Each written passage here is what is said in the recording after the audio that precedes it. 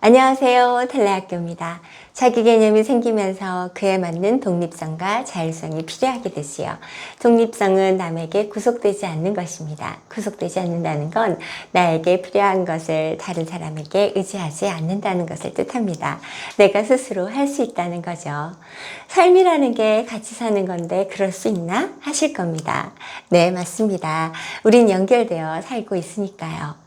적어도 자신의 일상을 자기 힘으로 하는 정도를 독립성으로 봐야 하지 않을까 싶습니다. 아침에 일어나고 세수하고 옷 입고 밥 먹고 학교 갈 준비를 하는 것들입니다. 아침에 깨워줘야 하면 깨워주는 보호자가 없을 때 하루 생활이 안 되지요. 독립적이지 않은 것입니다.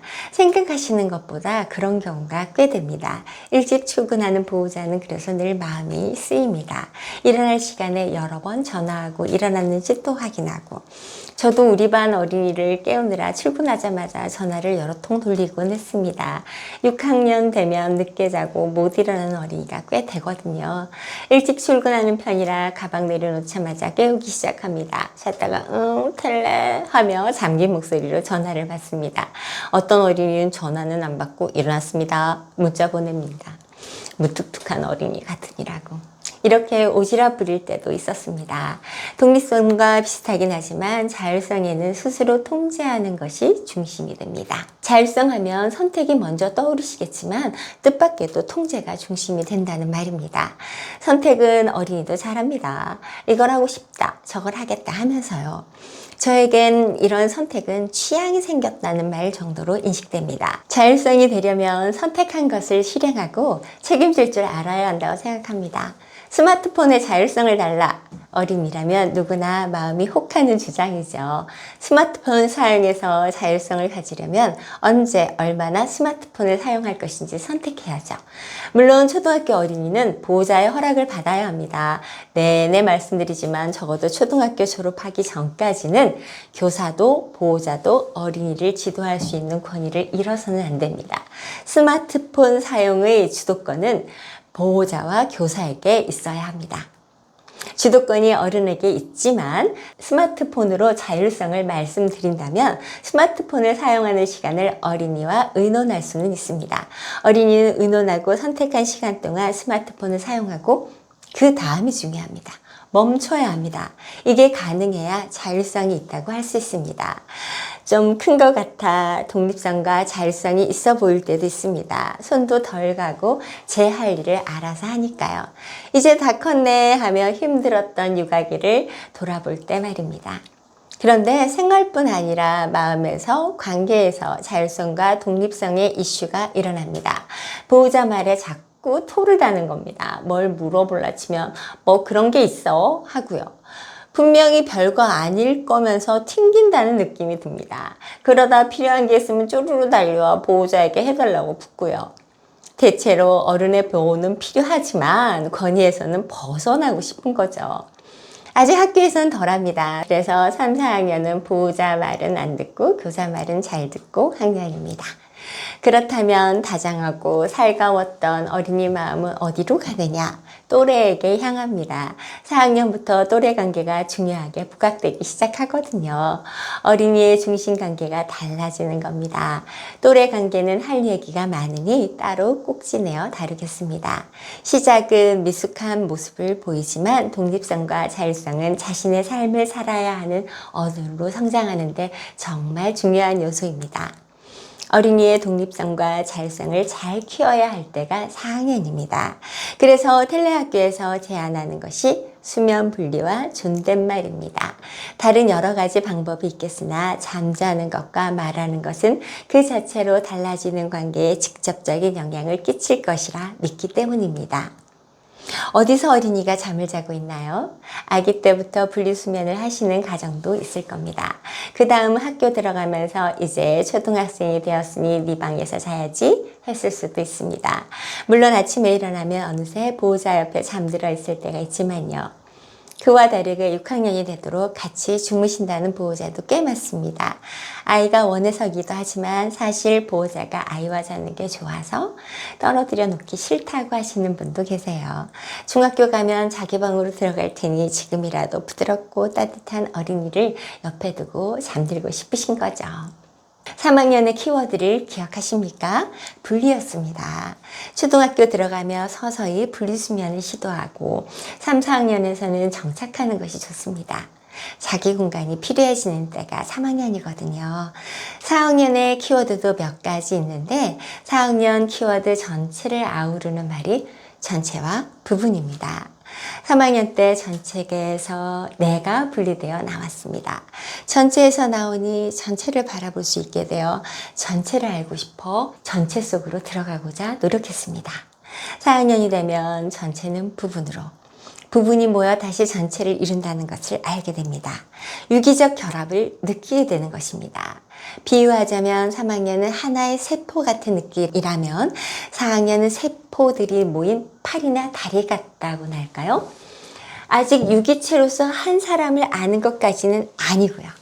만약 내 몸과 마음이 하나의 유기적 결합으로 연결되어 고유한 작용을 하고 있다는 걸 깨닫는다면 인격, 더 셀프를 경험하게 될 겁니다. 부부는 보호자 가족과 이루는 것이 아닙니다. 그렇게 분리하는 것이 어렵기 때문입니다. 사회적 공동체에서 유대감을 나누며 형성합니다. 또래 집단 말입니다. 어린이는 독립성과 자율성을 키워가며 가정 밖에서 자신의 부분을 만듭니다. 애지중지 키운 입장에서는 어린이가 떨어지는 것 같아 서운한 면이 있습니다. 아니면 이제 좀 아이 키우는데 해방되나 싶은 면도 있고요. 그런데 말입니다.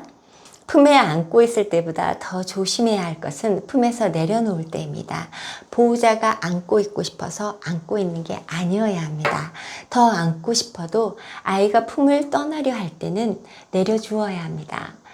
또 아이가 떠나고 싶어 하지 않아도 보호자가 품을 떠나야 할 때가 되면 한 팔씩 한 뼘씩 떨어뜨려야 합니다.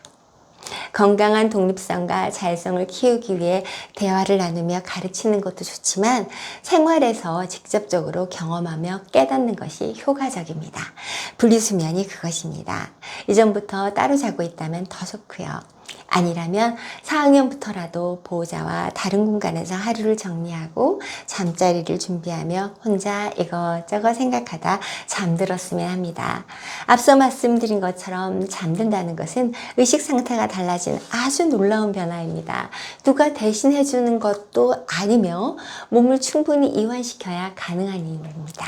어린이가 혼자 하루의 긴장을 풀며 그 와중에 여러 생각 속에서 올라오는 불안을 다스리며 잠드는 겁니다. 수면 분리이고 독립입니다. 수면 분리와 함께 4학년에서 했으면 하는 생활교육은 존댓말 사용입니다. 존댓말은 보호자의 권위 때문에 필요한 것입니다. 이제 점점 보호자와 어른은 밀어내고 또래 관계에 밀착합니다. 어른의 보호는 필요하지만 권위에는 반항하고 싶어지는 때가 다가오거든요. 그때를 대비해서 지금이라도 평소 말투부터 보호자에게 존경을 담을 수 있도록 몸을 배게 해야 합니다. 말은 그냥 자연스럽게 나오는 것 같지만 단순하지 않습니다.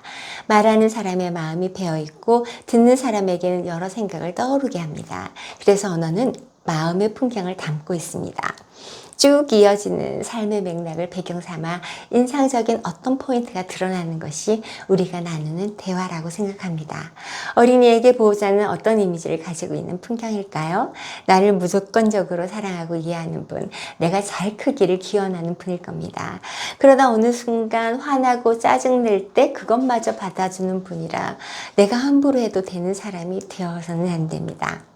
감정은 이해하고 나눌 수 있지만 태도는 조절할 줄 알아야 하니까요. 존댓말이 그런 역할을 해주었으면 합니다. 초등학교 시기를 콜버그의 도덕성 발달로 보았을 때 전반적으로 전인습 수준이라고 말씀드린 적이 있습니다. 고학년 중에서도 인습 수준에 이르러 자신의 불이익과 불편함을 감수하더라도 다른 사람의 입장을 존중하거나 법과 규칙을 지키는 어린이가 많지는 않습니다. 한두 명 보일 뿐이죠. 사실 성인이 된 어른도 전 인습 수준에 머물 때가 많습니다. 그래서 구별하기 위해 3학년부터 콜보그가 아닌 삐아제의 도덕성 발달을 이야기했습니다. 삐아제의 도덕성 발달로 보았을 때 3학년은 타율적 도덕성의 끝자락에 있습니다. 그에 비해 4학년은 자율적 도덕성의 시작입니다. 타율적 도덕성이 끝났다는 건 내재적 정의감이 사라졌다는 것입니다. 잘못하면 어떻게 하든지 밝혀져 끝내는 벌을 받게 될 거라는 믿음이 있었습니다.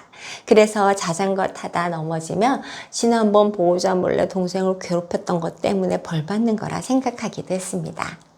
내재적 정의 속 세상은 잘못하면 처벌받고 모든 잘못은 정도에 따라 똑같이 취급되는 공정하고 평등한 곳이었습니다. 마치 하늘에서 내려다보는 것 같이요. 자율적 도덕성에서는 하늘 같은 규칙이 없어집니다. 규칙을 안 지키겠다는 것이 아니라 규칙은 집단의 동의하에 결정된다는 것을 알게 됩니다. 물론 동의할 만한 것이어야 합니다. 거짓말하면 안 된다는 걸 압니다. 정직한 태도가 훌륭한 것이고 존경할 만한 가치가 있다는 것도요. 거짓말을 하는 사람은 믿을 수 없고 비겁하다고 여깁니다. 그런데 이것이 하느님이나 어른이 정해줘서 지켜야 한다고 생각하는 게 아니라는 겁니다. 그렇다면 왜 지키려 하느냐? 그건 자신이 속해 있다고 여기는 집단, 부분이 그 규칙을 요구하기 때문입니다. 말하자면 친구들이 거짓말하는 친구를 싫어하고 흉보며 함께 어울리려고 하지 않는다는 겁니다. 부분에서 관계를 유지하려면 친구들을 속이지 않는 도덕적 태도가 필요하다고 여기는 때가 이 시기입니다. 친구한테 잘못했으면 먼저 사과해. 잘못을 인정하고 잘못된 부분으로 상처 입은 상대에게 위로와 미안함을 전하는 게 올바른 것입니다. 보호자는 어린이를 그렇게 키우고 싶어 합니다. 어린이에게 보호자는 더없이 중요한 사람이라 보호자의 조언은 어린이에게 큰 영향을 끼칩니다. 하지만 4학년이 되면 여기에 자신이 속한 집단 분위기가 끼어들게 되는 겁니다. 우리 반에서는 친구들끼리 다퉜을 때 먼저 사과하는 일이 있나? 내 친구들은 나한테 사과했나? 먼저 사과하는 사람 어떤 친구였지? 이런 생각들이 어린이를 주춤하게 만듭니다. 그렇게 고민하지 말고 그냥 사과해. 보호자가 다시 말하면 어린이는 됐어, 내가 알아서 할게 하기도 합니다. 그전엔 내가 안 했어요 하더니 그리고 난 다음에는 나도 억울해요 했습니다. 그래도 차근차근 이야기하면 사과하면 받아줄까? 마음을 돌리던 어린이였습니다. 그런데 이제는 말을 끊어버리는 겁니다. 그리고 자기 방에 들어가 불편한 마음을 달랩니다. 다퉜을 때 상황을 돌려보며 누가 얼마나 잘못했는지 따져보고 그 전에 그 친구 어땠는지 흠을 찾아봅니다. 그럴 수밖에 없었던 자기 행동을 이리저리 끼워 맞춰 변명도 하고요. 그러다 보호자에게 비난하는 마음이 듭니다. 생뚱맞게 들리시겠지만 불편한 마음은 자기를 달래기 위해 비난할 거리를 찾기도 하거든요. 엄마는 자기도 사과 잘 안 하면서 이런 겁니다. 자기가 잘못한 것 같으면 그만큼의 또 그만큼을 얹어 어른의 도덕성을 평가하고자 합니다. 어린이 나한테 이래라 저래라 잔소리하려면 더 높은 도덕성을 가졌어야 한다는 겁니다. 그래야 자신이 받아들일 수 있고 따를 수 있다고 생각합니다. 어른이 그렇지 못하기 때문에 자기는 사과할 수 없다 까지 가는 게 이 시기 어린이들의 생각 흐름입니다. 어른 노릇하기 참 어렵습니다. 그냥 사과하면 될 걸 이렇게 생각 속에 배배 꼬이고 있다니. 그래도 늘 잊지 않아야 할 게 있습니다. 어린이는 딱 한 단계 높은 도덕성을 가진 어른의 말에 귀를 기울인다는 것을요. 너무 어렵게 말고 딱 한 단계요. 먼저 사과하는 건 지는 게 아니야. 더 멋있는 거지. 상황마다 다르겠지만 멋있다는 말이 이때쯤엔 치트키이긴 합니다. 알긴 하지만 실천하기 어려운 게 4학년이 느끼는 이상과 현실의 차이입니다.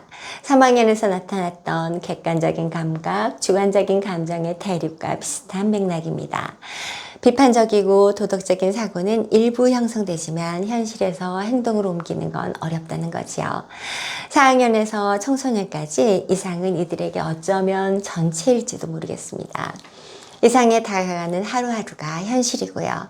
아득하게 먼 이상을 보며 쉽게 냉소에 빠지기 쉬울 때가 오고 있는 겁니다. 인지 발달은 냉소를 자극하는 데 쓰이기도 하고요. 여기에 중요한 뇌 영역도 눈에 띄게 성장합니다. 바로 베르니케 영역입니다. 왼쪽 뇌에는 언어를 담당하는 곳이 있습니다. 입력을 담당하는 베르니케와 출력을 맡고 있는 브로카입니다. 브로카부터 말씀드리자면 초등학교 입학하기 전에 기본적인 기능이 성장합니다. 브로카가 먼저 커야 말을 할 수 있도록 입과 혀, 얼굴 근육들이 조절되고 나아가 문장을 완성해서 의사소통할 수 있는 능력을 가지게 되니까요. 만약 이 영역에 문제가 생기면 머릿속에 말은 뻔하게 떠오르는데 말을 할 수가 없게 됩니다. 나도 그런 적이 있는데 하시는 분도 계시겠지만 지금은 어린 성장에 대해 이야기하는 중입니다. 내가 성장한 후 어떻게 변화하는지는 또 다른 이야기지요. 그에 비해 베르니케는 브로카보다 늦지만 4학년부터 중학 때까지 왕성하게 발달합니다. 언어가 감각적으로 익혀지는 때라고 해야 할까요? 그래서인지 신조어도 잘 알고 어려운 아이돌 이름도 죄다 깨고 있습니다. 말장난도 잘 치고 어떤 말이 재밌으면 계속하는 드립치기의 달인들이기도 합니다.